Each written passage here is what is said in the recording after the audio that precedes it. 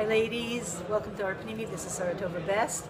We're in 770 and it's Tess and the days of Tess and Yud Kislev Chag Geula.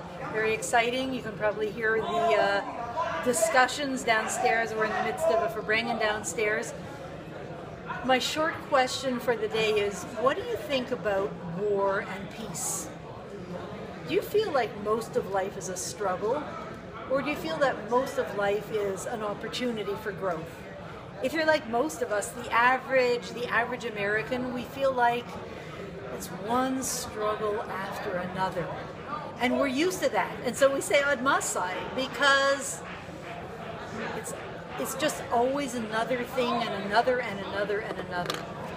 So what does Torah say? David HaMelech says, no, the war is over. Give up the war. We don't need to live in a war zone. Geula is about peace. Where do we see that? David HaMelech says, do you notice as soon as I started to speak, everybody started to speak louder downstairs so that it would be difficult to make the video. Is that a problem or is that an opportunity? What does David HaMelech say? David HaMelech says, Hadav Shalom Nafshi, Mikrav Li, Ki B'Rabim Hayu Imadi. Familiar with that? It's a song. What is he telling us? He's saying, guys, I don't know if he said guys, the war is over. Guys, we can switch to peace mode. He said, I was in the midst of a war. David HaMelech was in the midst of a war. He was the king, and his own son came along and took away the kingdom and took everybody on his side, the entire kingdom, and they all opposed David HaMelech. And David HaMelech says, Mikravli, it was literally hand-to-hand combat. It was so intense. In order for this combat to happen, you get really close to each other, and then you just fight it out. You know that feeling when you're really in the kishkas of issues, and sometimes you get really in there with people, and then there's this conflict, either with circumstances, with your own personality, with other people. There are these conflicts. Hand-to-hand conflict, mikravli. And David HaMelech says, what was the outcome of the war? Hadav Shalom Nafshi, I was redeemed in peace. How do you win a war in peace? That's the question that's asked in the Sichas and the Maimarim. How do you come out of a war in peace? Because if there's a war, that means I'm fighting you, you're fighting me. So either I win, you lose, or you win, I lose. That's the old way, win-lose. But you can't call it peace because I might have won, but the other guy isn't really a happy camper.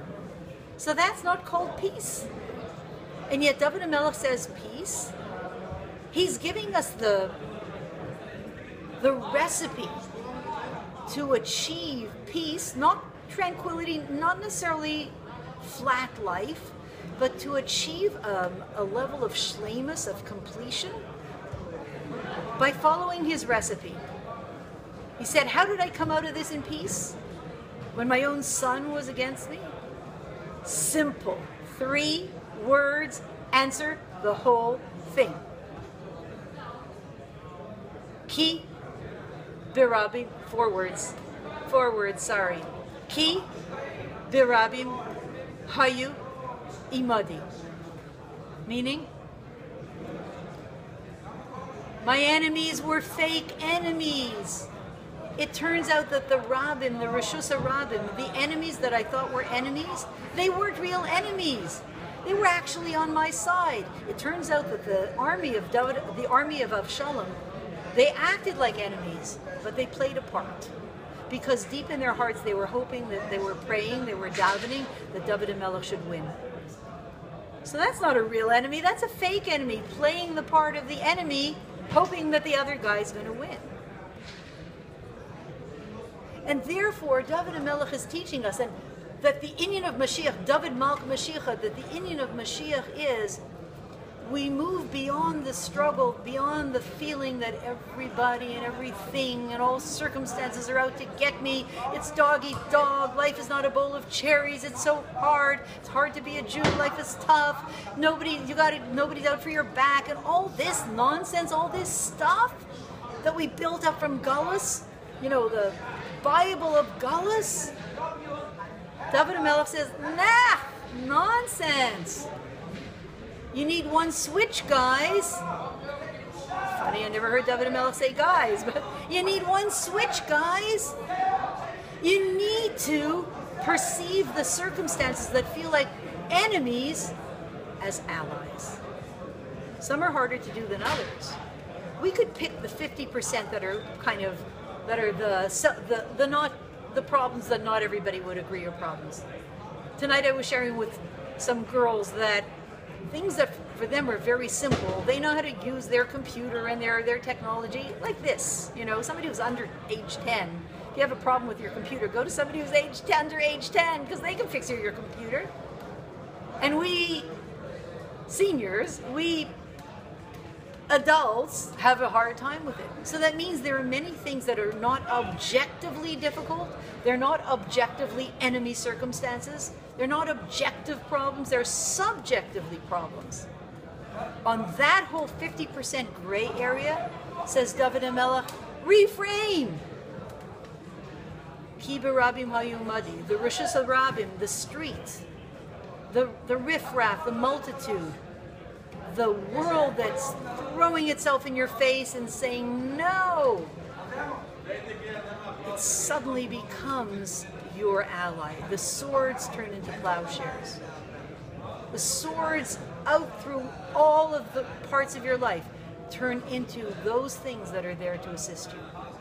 That's an amazing thing.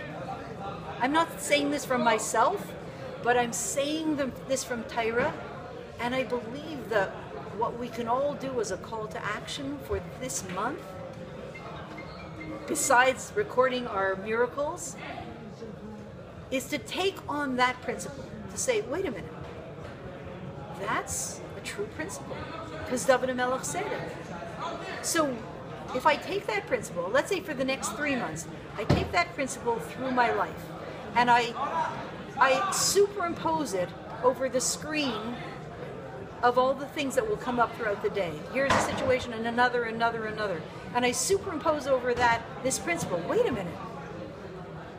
It's that thing that I thought was a problem. What if it's really not? What if David HaMelech is right? What if what he's saying is true? What would I need to do to reveal it? And I'll give one quick example before I sum up. There's a very well-known fellow, his name is Rabbi Dr. Mr. Shimon Wernicker, who became a principal. He's a frum guy, and he became a principal in South Bronx in a very frightening school that essentially ate its principals for breakfast. The kids there were so tough, you couldn't call them kids. They were hardened criminals. And when he came in, this Jewish guy with a hat and a suit, and how is he going to succeed in this place? And he took one look at it and he said, this place is full of gangs that literally they're looking to eat their principals for breakfast. What am I going to do? First principle, I have to know. David HaMelech says, the rabbim are on your side. The multitudes, the enemies, they're really on your side. So he asked himself, the gangs who seem to be against me, I need to make them part of my team, get them on my team, get them to be my friends, part of my group. What do I need to do to make that happen? It might have been hundreds of steps that required tremendous skill, but because he knew the end of the story, Ki barabim hayu imadi, and pada v'shalom nafshi, he said, so I know what I have to do. And he planned out his steps, and he made the biggest thugs in the school into his team, into his leadership team. And he was very successful. So this concept we can take in every part of our life and say, this situation was given to me to assist me in bringing more light to the world. What do I want to do right here, right now, to reveal that? to actualize it, to open it up, and for its light to open up to the entire world. So ladies, in this month of, these special days of Tes and Yud Kislev, Chag Geula, going to Yud Tes Kislev into Hanukkah, in this month of light, let's blow the cover on all the oppositional circumstance and realize this is here to bring me more light, to enable me to spread light, and spread light we will. The light of the menorah will spread to the entire world. Thanks so much, and from 770 on Tes and Yud Kislev, Chag Geula, we should have Didan Natzach, we should have the Geula Mitzvah Shlema right now. Thanks so much.